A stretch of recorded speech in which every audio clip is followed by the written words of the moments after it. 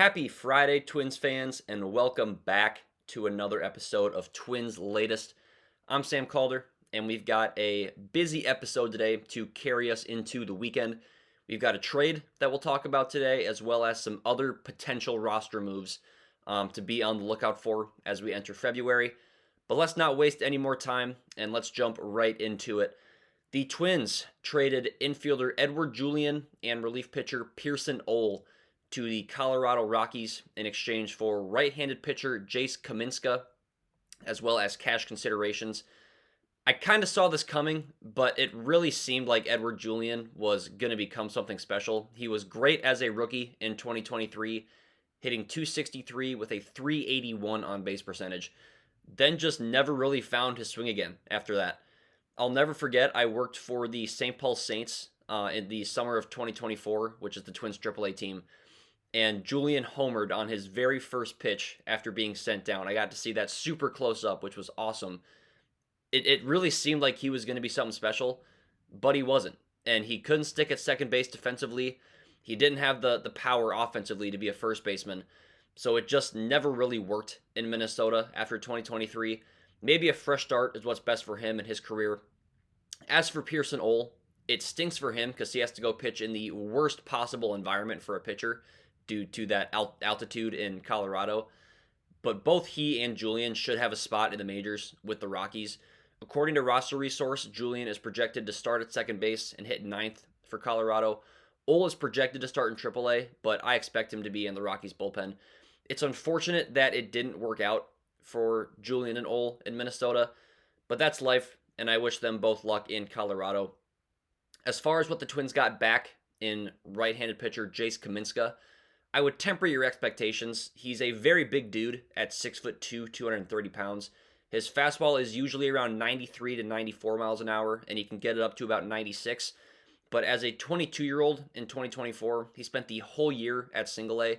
He threw 87 innings and had a 2.78 ERA with 104 strikeouts to just 12 walks. Those are great numbers. Don't get me wrong. That's fantastic.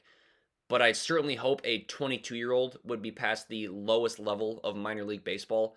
And he also missed all of 2025 after getting Tommy John surgery. And because of that, he will likely miss a chunk of 2026 as well because he just got that surgery in March. So he's not even 12 months removed at this point. All of his numbers in the minors look great, but it's hard to get too excited about it when it's at Single A. As far as what this means for the Twins roster going forward, I don't think either Julian or Ole creates a huge hole that needs to be addressed. We've seen the Twins make a couple of moves for utility bats over the last few weeks, with Eric Wagaman and Tristan Gray both being brought in via trade. Gray is more likely to be the one who benefits the most of this from any player.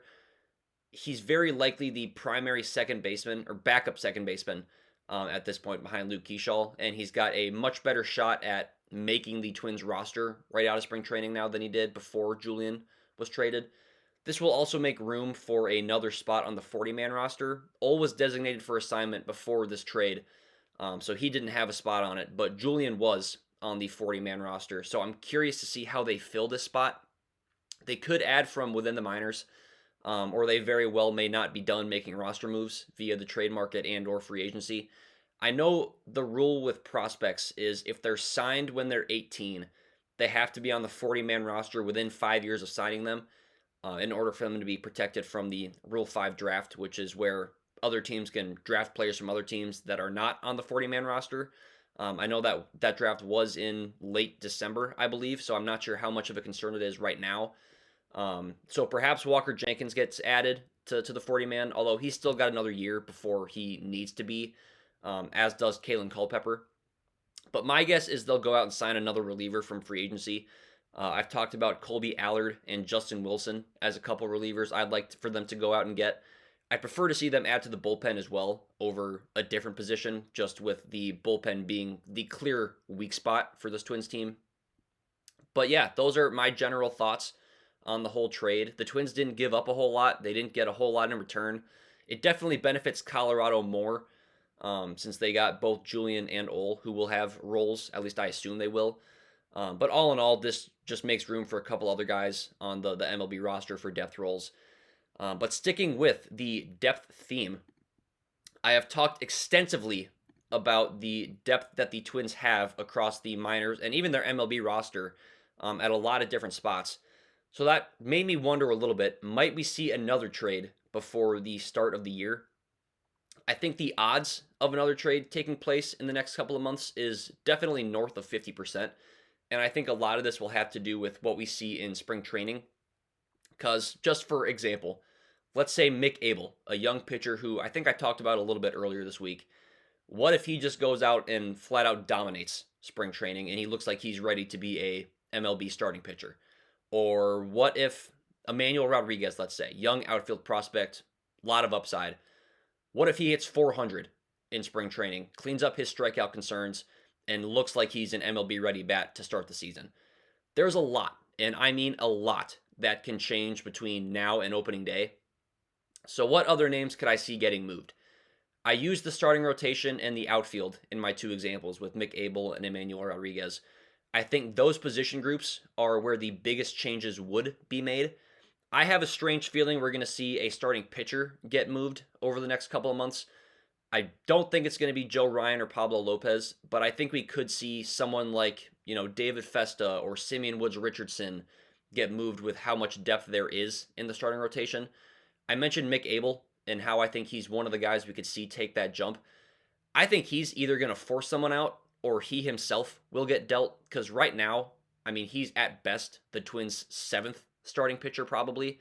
And I get that injuries happen and you need guys for when they do. But there's also several other young pitchers behind him at AAA that could very well be ready to go over the course of the year. Abel was a top 100 prospect just last year when the Twins traded for him.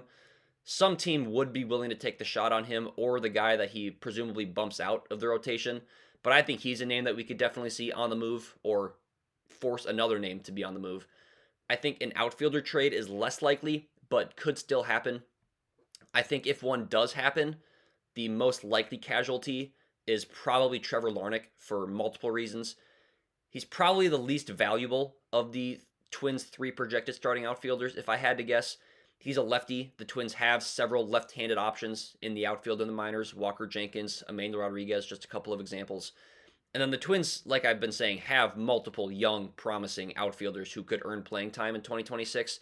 Jenkins, Rodriguez, Gabriel Gonzalez, just a few names who are among the list that we could see at some point in 2026. So I don't think the Twins are done making trades this winter. I do expect we'll see another one or two before opening day, and I would assume that we'd be moving a starting pitcher, an outfielder, or both. But sticking with the roster construction theme, I wanted to talk about and point out some roster battles at certain position spots that we could see take place over the next 2-ish months in spring training. Because spring training is great for, kicking off the rust and getting a feel for your swing and your mechanics before the regular season starts. But it's also a great time for roster spot battles, and the Twins will have quite a few guys that are battling it out for spots on the opening day roster. I just got done talking about the starting rotation, so I'll start there. Pablo Lopez and Joe Ryan are the 1 and 2. There's no doubt about that. Bailey Ober is likely the number 3 starter to open the year, but it's a lot less clear after that. There will presumably be 5-ish pitchers battling for the 4th and 5th spots in the rotation, and maybe a 6th spot, depending on if Derek Shelton wants a 5 or a 6-man rotation. According to Roster Resource, the Twins are projected to have a 6-man rotation to open the year. And it's worth pointing out, this is only a projection. This is certainly not set in stone. But I mentioned the top 3 of Lopez, Ryan, Ober. The projected 4 through 6 starters in the Twins rotation to open the year are as follows in this order: Zebby Matthews, Simeon Woods Richardson, and Taj Bradley. I think Matthews, assuming he doesn't go out and just stink all the spring training, will be the number 4 starter. If I were a betting man, I would bet Simeon Woods Richardson is number 5, but I think number 6, if there is one, is largely a toss-up. Taj Bradley is the 6th projected starter, as I mentioned. He had a 6.61 ERA in 31 and a third innings with the Twins last year after being acquired from Tampa Bay in the Griffin Jacks trade. He wasn't good at AAA either. I could be wrong. I don't think he starts the year as the 6th starter. If the Twins roster looks identical to what it does currently on opening day, which it won't, My bet is that David Festa would be the number 6 starter. Again, if there is a sixth guy, he didn't have a great year last year by any means, but he looked better than both Bradley and Mick Abel did. So I think he would have the inside track as of right now. But Abel, Bradley, and a few other names like Andrew Morris, Marco Raya, Connor Prelip, Kendry Rojas, all could be battling for that spot, and all very well could see time in the majors in 2026, whether that be in the rotation or in the bullpen. I really do think, though, that we will see some starters get moved to the bullpen. There's just too much talent in that group for the Twins to not make use of it. I've talked about Festa possibly being moved there this year. I could see both Mick Abel and Taj Bradley being moved to relief roles this year if they don't get things figured out as starting pitchers. Connor Prelip is another guy that I've talked about that I think could very well start the year in the Twins bullpen. And with his health track record, I think that's where he will be long term, anyways. And then Mike Paredes is another name to remember.